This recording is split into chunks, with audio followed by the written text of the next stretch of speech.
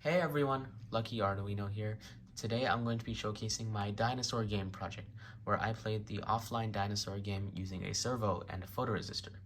If you would like to learn more about how these parts work, check out the shorts section of my channel after this video, where it tells you about exactly how these parts work and where you can use them on your Arduino Uno.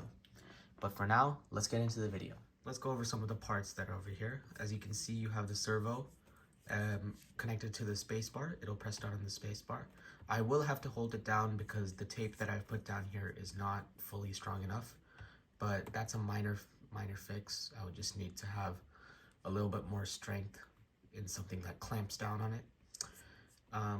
And then you have the photoresistor here, which is connected at a strategic spot in the middle of the game so that it can sense it, and then it can press the space bar in time for the dinosaur to jump over. And then you have right here the score, right? This was my last score while I was testing. As you can see, it's going up. Let's pause it. Oh well, I guess it'll die.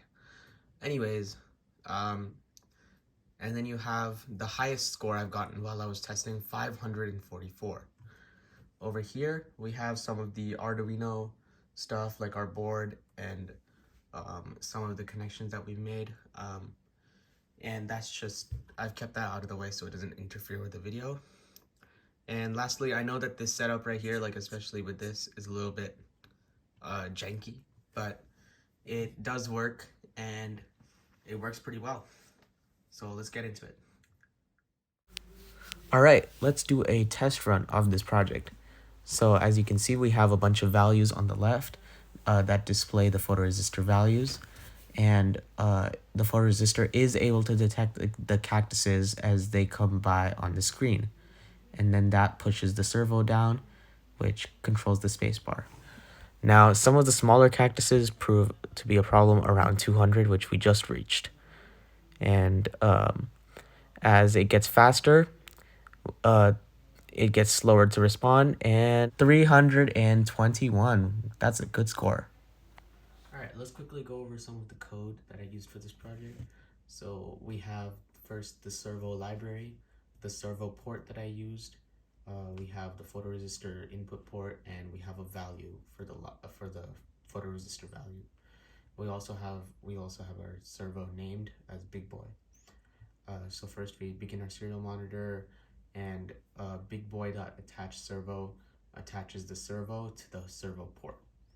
And then you have an input for the photo, which is as it is there, it is an input port.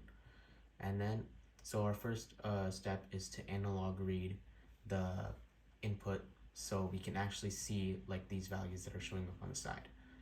And this is what the next line does. It prints them to the serial monitor, and then it delays them by 75 milliseconds so it doesn't like overload the monitor.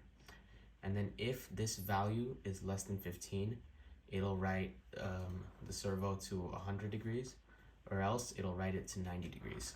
And so these are really minute changes. So let me just cover the photoresistor right here. You can see the values drop on the left, and the servo turned a little bit and uncovered. Then I recovered and I uncovered. And this can be seen in the values as well, right? I can flicker it like this. And this was basically what I used to make the dinosaur game work, where if the obstacle turned black, then the value would go down below 15 and the servo would push the spacebar. All right, thank you so much for watching my video. If you liked it, subscribe and check out my website, which is above on your screen right now.